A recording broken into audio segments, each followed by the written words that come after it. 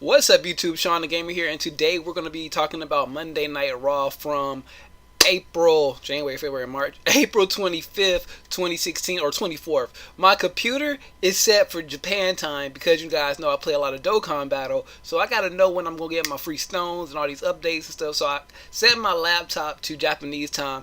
I might need to set my regular computer to Japanese time and set my laptop back to regular time because it be messing me up. So in Japan right now, it is currently 2 a.m. in the morning, April 26th. So I was watching Raw last night, and they were just about to do the Alexa Bliss segment, which we'll talk about in a minute.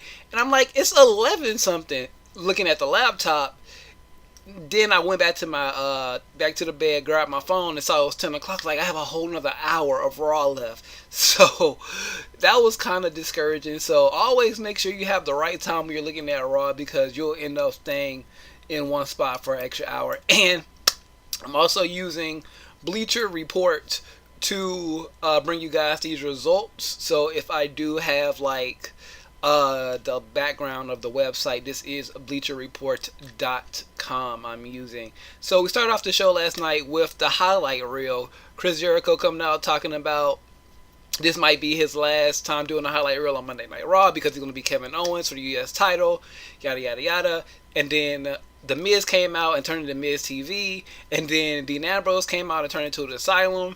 And then Dean Ambrose and Jericho made up. He got him a new jacket, like it was just like a little trench coat or whatever, and it had like Christmas lights on it. And it was a decent little segment. So it ended with Dean Ambrose, of course, laying out Miz with Dirty D's. Dirty D's did it strike again, and it's the most prolific, the most significant, the most protected finishing move in all of wrestling right now. It's a double underhook DDT, but it's so effective. And then Maurice made the list for being married to The Miz. And then we go on to Sheamus versus Matt Hardy. It was a good little match. It didn't go too long. There is going to be a pay-per-view this Sunday. I thought it was in 2 weeks, but it's this week. So Payback is this week, so there will be a Payback preview and predictions video up. But Matt Hardy did go over Sheamus. It was a decent little match. They kept playing off the fact that, that Sheamus and Cesaro respect them, but they want to win.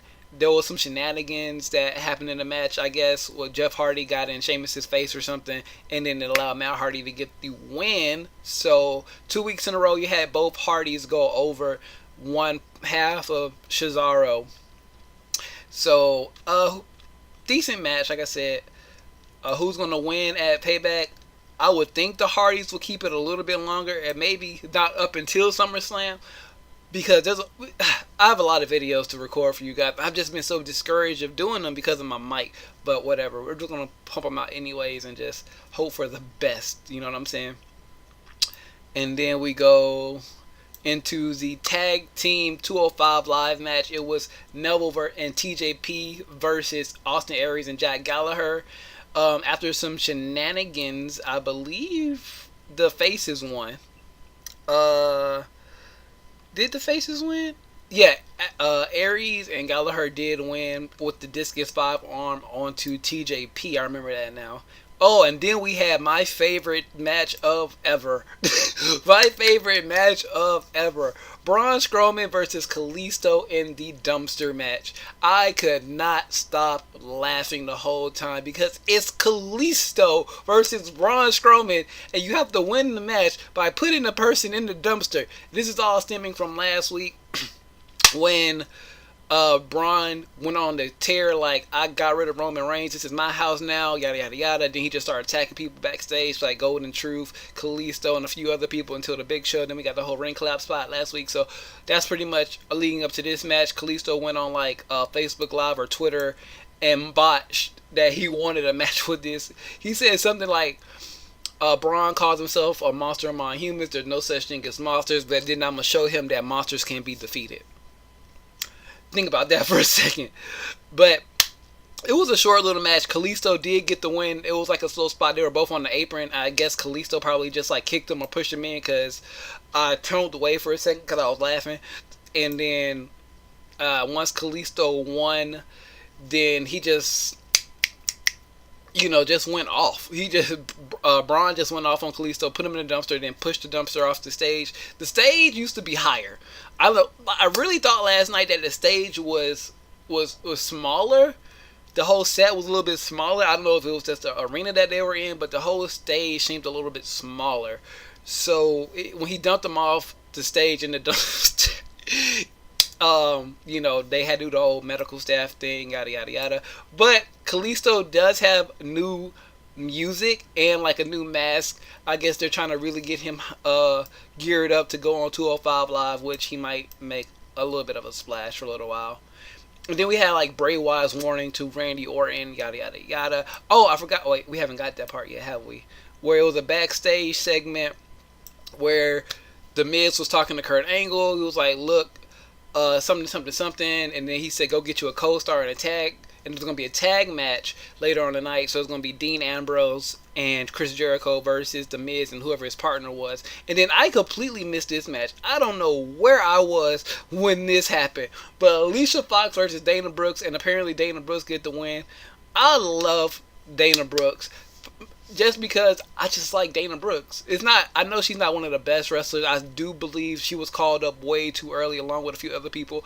But then we talk about people getting called up early, and you look at people like, for somebody like Bayley, who everybody thought Bayley was ready to come up to the main roster, and now as good as she is, something just doesn't seem right with Bayley. And then you have somebody like Alexa Bliss, who I also thought was called up a little bit too early, but has succeeded so well on the main roster, being a two-time SmackDown Women's Champion, and now she's fighting with Charlotte to see who's going to be the first woman to win both the SmackDown and Raw Women's title. As we know, as I'm recording this, it is Tuesday, April 25th. SmackDown comes on tonight, and it's going to be Naomi versus Charlotte for the SmackDown Women's title. So who's going to win their title first? It could be Charlotte. It could be Alexa. We'll just have to find out tonight. And then there was a 6-man tag. I believe it was supposed to be Enzo and Cass and Rollins versus the Club and Joe. But while Enzo and Cass were coming out, you knew something was kind of off because JoJo was doing Enzo's and Cass's entrance. And it doesn't matter if it's a Battle Royal or Royal Rumble. They always do their own entrances. So I thought that was a little bit weird.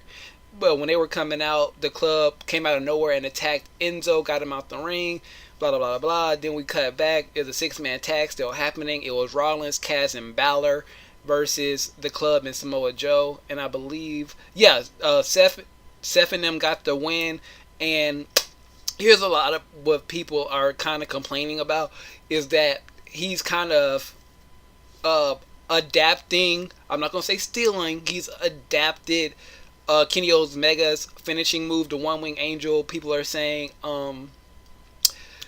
he did a high knee strike. He teased the pedigree, but then he did the Irish whip, brought him back, and then did the high knee. Why do an elbow and it was a high knee? But a lot of people are saying about that. But at least he's not doing the pedigree no more. And as long as he can find a way to make it original and make it look like a finishing move, I don't care. Anything's as long as it's his own, I'm fine with it. And then we go to the match that I was just talking about, or the segment I was just talking about, the Alexa Bliss Bayley situation where Alexa Bliss came out. She started running down the Raw women. Then Bayley came out like, "I know you're talking about me." And then Alexa continued to run down Bayley. Something about Bayley on the mic for more than a few seconds is bad. I don't know what it is. She just sounds... People talk about Charlotte sounding like a robot. If Charlotte sounds like a robot, I don't know what Bayley sounds like. Is she an android? Is she Siri? Is Bayley Siri if Charlotte's... Because I can deal with Charlotte. I cannot deal with Bayley on the mic. In NXT, she would just say a few lines in the back, come out and prove her point. But now she's talking and talking and talking. And she's not really... to me, it's not really connecting well. I don't think it's connecting well with the fans that much either. We just love Bayley because, she's a good wrestler. She needs a new finishing move too. That Bayley to belly is not where it's at. So Sasha came out because she's always sticking her nose in Bayley's business and attacked Alexa, they did a match, but Alexa walked out on the match, and once she walked out on the match, Bayley threw her back in the ring, and was she put in the bank statement, or did she just win, or did she just like get beat up? I think she just got beat up, and then yeah, the match never got a chance to get going. This was more about Bliss showing craftiness and cowardice than actual in-ring action. Blah blah blah blah blah. Yeah, so then we got Kurt Hawkins coming out with to face Apollo Crews. He did like another Kurt challenge or whatever. Apollo got the win, and then Titus came out. So I have no idea what they're doing with Titus O'Neil, Mr. Catering himself. So whatever. And then we have the main event, which was The Miz and his mystery partner versus Ambrose and Jericho. His mystery partner, everybody was like on Twitter talking about, is it going to be Mike Bennett? Is it going to be Johnny Mundo, John Morrison? Who is it going to be? He's going to be the Drifter, because he drifted back when they was doing another backstage segment. So at the end, I don't think this match had a fair conclusion, because I think The Miz tried to walk away, or he did get beat. Results. Yeah, it was a no contest. And then Bray Wyatt came out around the end and laid out everybody, and he stood tall to end the show. He is going to be in a match this Sunday with Randy Orton. I still don't know if that match is for the WWE title or not. I still don't know. Hopefully I find out tonight on SmackDown. But this has been the Raw review. If you guys enjoyed it, please leave a like, comment down below what you thought about this show. To me, it was Raw's bad. Let's just put it like this: Raw's a bad show, period. So you're judging a bad show on a grading scale, trying to see how bad it is. So it was, I don't know. I never wanted to turn Raw off, but at the same time, I didn't have my full focus on Raw. And I think I'm going to start doing that from now on. Like, when I have Raw on, I'm just going to be doing other stuff while Raw is on, instead of just trying to pay attention and tweet to you guys and things like that. So if you're not following me on any of my social media, Facebook, Instagram, Twitter, or Twitch, all that is going to be linked down in the description. I'm going to start setting up different services and linking them down below, like SoundCloud and things like that, just to start, getting it ready. So when I do finally get a new mic, we can go live on different things and try to expand the brand. Comment down below what you thought about this review. What were your thoughts on Raw? And if you did not like this review, this Raw, leave a dislike. Just comment down below what you didn't like about either Raw, this video, or whatever reason you had to leave a dislike. Just leave it down below. That way we can all know, so we can improve, or I can improve later in the future on future videos. And with all that being said, subscribe if you're new here, and if you are new here, hit the little bell to be notified whenever a new video goes live. I'm going to be trying to do more videos weekly. I'm really am trying, but there's so much other stuff going on in my life right now. I'm just trying to keep everything in balance. So, and like I said, I got my YouTube monetization back, so there should be I don't think I said that. They took away my monetization for like 2 weeks. I don't know why. It was in that whole boycott thing, and they started changing the thing, so you have to have over 10,000 lifetime views on YouTube, and I do exceed that by like 2-3 times. So I don't have a lot of views, but I do have enough to be partnered, which I am, and you're gonna give me my little pennies and stuff like that, YouTube. So like I said, everything links down below. Subscribe if you're new here. Share the video with your friends and all that good stuff. Like, dislike, whatever you want to do. Just interact with the video. If you see ads in this video, click on them. I get a little bit of, until I can get me actual paycheck in the next few weeks. So, with all that being said, I am Shawn DaGamer, and I am out of here.